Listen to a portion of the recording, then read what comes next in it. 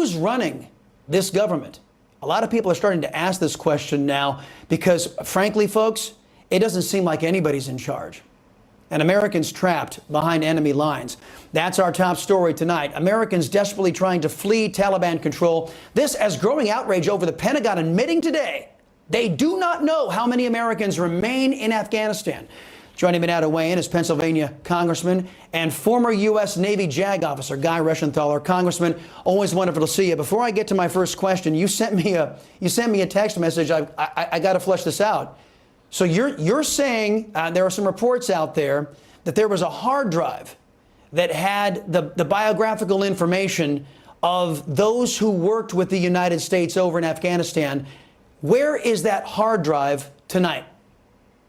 Well, Chris, according to my source who's on the ground there, and again, this isn't verified, this is just something that was given to me literally minutes before coming on this show, is that the Taliban has now seized that hard drive tower.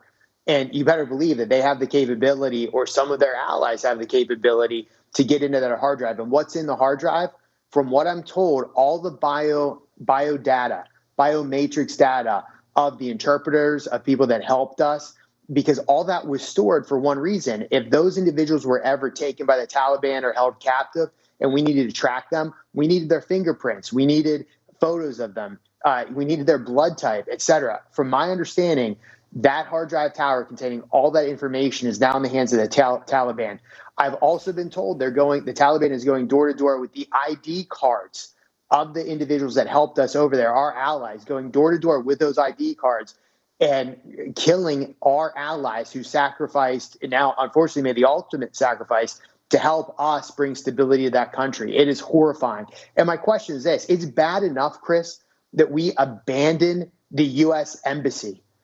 It's horrible and unexcusable that we did so without taking that vital data with us, or at least destroying it before it fell into the hands of the Taliban. It's inexcusable. Good grief. It just gets worse and worse and worse. Congressman, last night we talked to Donald Trump Jr. He came on to the Chris Salcedo Show and blasted Biden's Afghanistan troop withdrawal, calling it the largest American hostage situation, potential anyway, in history. Watch.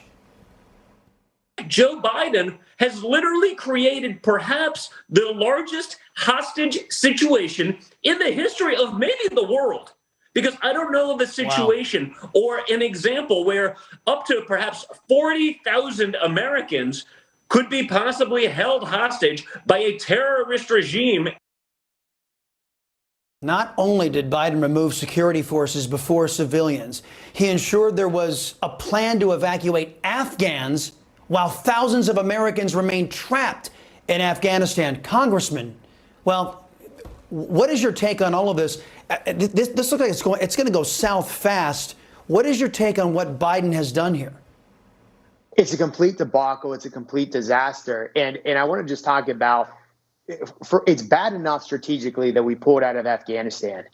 It's an absolute crime the way we pulled out of Afghanistan, the lack of preparation, the lack of planning, the lack of holding on to the Bagram Air Base, the base where we could have provided air support. We could have continued to gather human intelligence, where we could have made sure that people had access to, because we can control those roads that are leading into the base. Unlike now, where you have a civilian airfield that the Taliban has, in essence, surrounded and is controlling the checkpoints as Americans and as our allies try to flee and get into the airport. It's an absolute disaster. I think that, I've said it before, I'll say it again, I think Joe Biden should resign over this.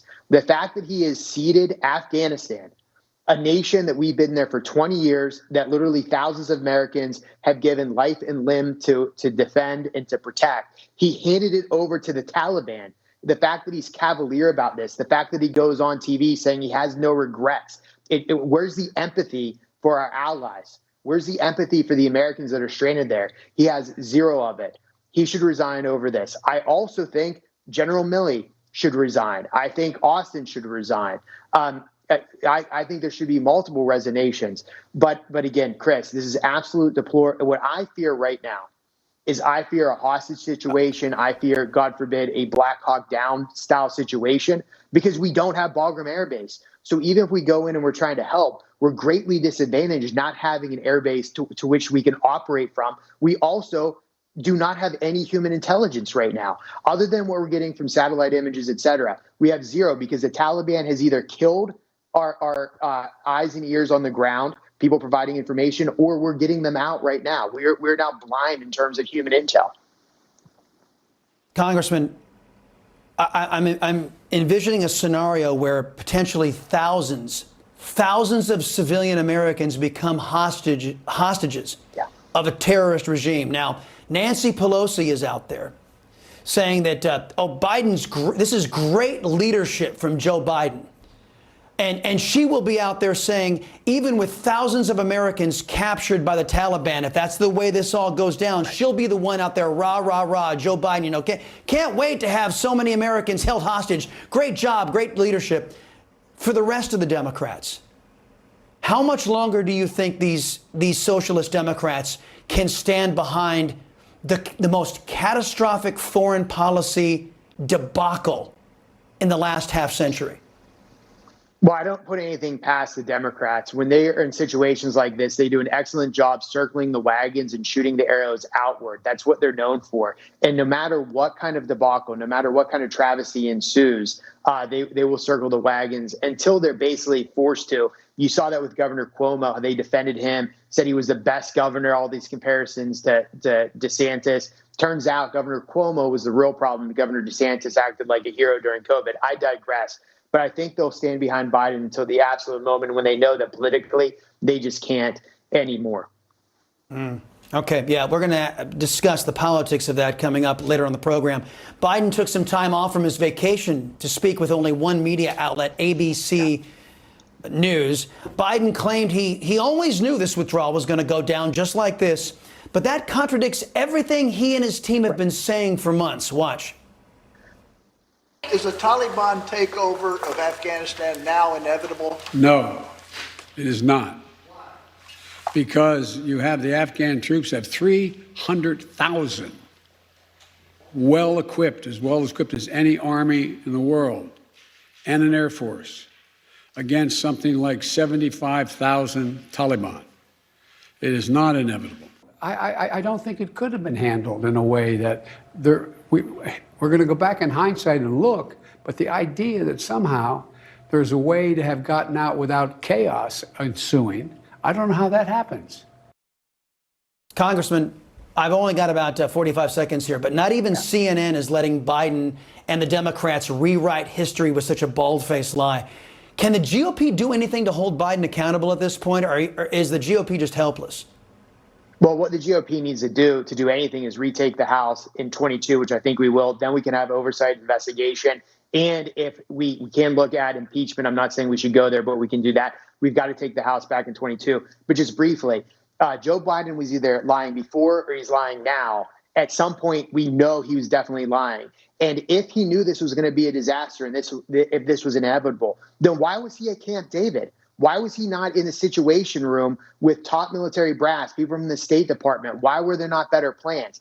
Absolutely inexcusable. He is gaslighting the American people, and he should be held accountable. That's why I think he and the people that were planning this disaster should resign.